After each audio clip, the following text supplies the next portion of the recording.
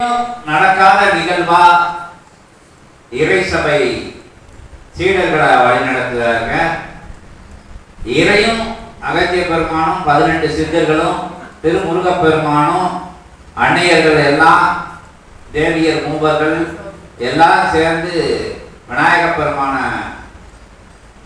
பெருமானோட நெற்றி சுழிமலைக்குள்ள இருந்து ஞான கணபதிக்குள்ள இருந்து அவங்க எல்லாரும் வழிநடத்தக்கூடிய சபைதான் பிரபஞ்ச அகத்திய சிவமகாபாலை சித்த சபைங்கிற அற்புதமான சபை.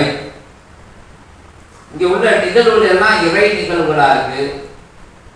சீடர்களை தேடி அடைந்த இடமா தலமா? கலியுகத்தை மாற்றணும்னா நற்சீடர்கள் வேணும்,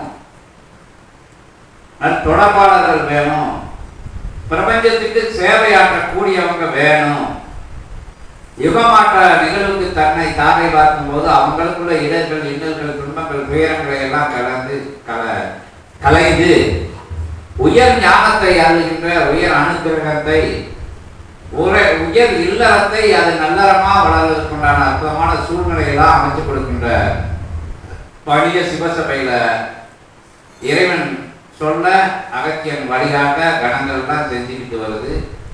நவ கிரகங்களும் அதுல இருந்து பணியாற்றிக்கிட்டு வருது. பஞ்சபூதங்களும் பணியாற்றிக்கிட்டு வருது. கால தேவன பணியை செஞ்சுக்கிட்டு வராங்க. இவ்வளவு விஷயங்களும் இறை சபையில யுக மாற்றத்துக்காக, தர்ம யுகம் வளர்வதற்காக இறைவனின் ஆணைக்கிணங்க, அதனால சித்தர்களின் வழிகாட்டுதலுக்கு இணங்க அற்புதமா செஞ்சுட்டு வராங்க, நடத்திட்டு வராங்க. அப்ப இறை சபைக்கு நிகரான சபைகள் இல்லைன்றாங்க, பிரபஞ்சத்திலே இல்லைன்றாங்க.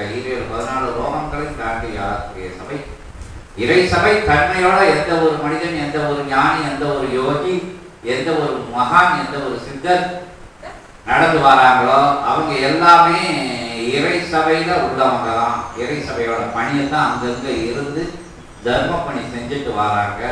இங்க இறை வளாகத்துல, இந்த வளாகத்துல மட்டும் நடக்காம சூட்சமத்துல 14 லோகங்களும் நடப்பதா சொல்லப்படுது. அப்ப பாரத தேசம் இல்லாம எல்லா தேசங்கள்லையும் இறையாளர்கள்னா தர்ம சிந்தனையாளர்கள் தான் இறையாளர்கள். இங்க ஞானத்தை தேடி பயணம் எப்படி மேற்கொள்ளணும், என்ன செய்யணும் அப்படிங்கிற சித்தர்களை ஆணித்தரமா இங்க பாரத தேசத்துல சொல்லிக்கிட்டு வந்தாலும் ஒவ்வொரு தேசங்கள்லையும் ஒவ்வொரு வழிமுறையை பின்பற்றி தர்மத்தின் வழியில இறையாளர் பயணப்படணும், ஞானி பயணப்படணும், யோகி பயணப்படணும். பிரபஞ்ச ஆற்றலா பெறதுக்கு பிரபஞ்சத்தோட பயணப்படணும், பிரபஞ்ச தன்மைகளோட பயணப்படணும், பிரபஞ்சத்தோட இணைந்து பிறகு இசைவா பயணப்படும் போது பிரபஞ்சம் அந்தி கொடுக்கும், வாரி கொடுக்கும், வழங்கி கொடுக்கும் அப்படிங்கிற விஷயத்து தான் எல்லா இடங்களையும் சொல்லப்பட்டு வருது. அதை இறை சபையில தேவர்களே சித்தர்களே நேரடியா சொல்லக்கூடிய சபை இந்த சபை. உணர்ந்ததை சொல்லக்கூடிய இடங்களா மற்ற இடங்கள்லாம் இருக்கும்போது இதை உரையின் மூலமா இறை உணர்த்துகின்ற அற்புதமான சபை இது ஒரே சபை. சித்தர்கள் உரை மூலமா சொல்லக்கூடிய சபை இறை சபை. ஒன்றோடு ஒன்றா கலந்து வாழ்ந்து வாழ வச்சு அற்புதமாக மகிழ்வடைந்து மகிழ்ச்சி கொண்டு மகிழ்ச்சியை வச்சு உன்னதமா உயர் இறை சூட்சமந்த சொல்லக்கூடிய சபையா இச்சபை இருக்கு. எனக்கிடையா துணைக்கு துணையா அமர வச்சு அற்புதமாக ஆட்சிகளையும் அனுகிரகங்களை கொடுக்கக்கூடிய சபையா இருக்கு. சபைக்கு வரவழைச்சி பூஜையை நடத்தி அதுக்கு மூலியமா அனுகிரகத்தை கொடுத்து அதுல கிடைக்கக்கூடிய காட்சிகள், என்ன காட்சிகள், எப்படி காட்சிகள், என்ன அனுகிரகங்கள் கிடைச்சது, என்ன முன்னேற்ற நிலையில் இருக்கு அப்படிங்கிற நேராவே பேராற்றல் கொண்ட பெருமகா அகத்திய பெருமான்டே கேட்டு தெரிஞ்சு சித்தர்களுக்கெல்லாம் தலைவன் அகத்திய பெருமானை பத்தி சொல்லி சொல்லி வாய் வலிச்சு போச்சு.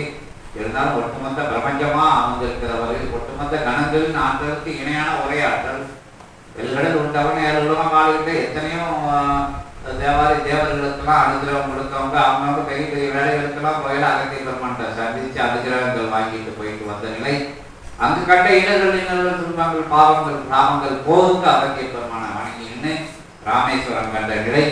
இப்படி நமக்கு தெரிஞ்ச நிலை, கொஞ்சம் தெரியாத நிலை, யுகமா இருக்கக்கூடிய தேவ ரகசியங்களை எல்லாம் தாங்கி நிற்கக்கூடிய பெருமணி பெருமாள் அகத்திய பெருமான். அவரே நம்மளோட எளிமையான புரியாத 1 2 தெரிஞ்ச இந்த இடத்துல நின்னதுக்காக, இங்க வணங்கி நின்னதுக்காக என் அனுகிரகத்தினால கிடைக்கப்பட்ட காட்சிகளுக்கு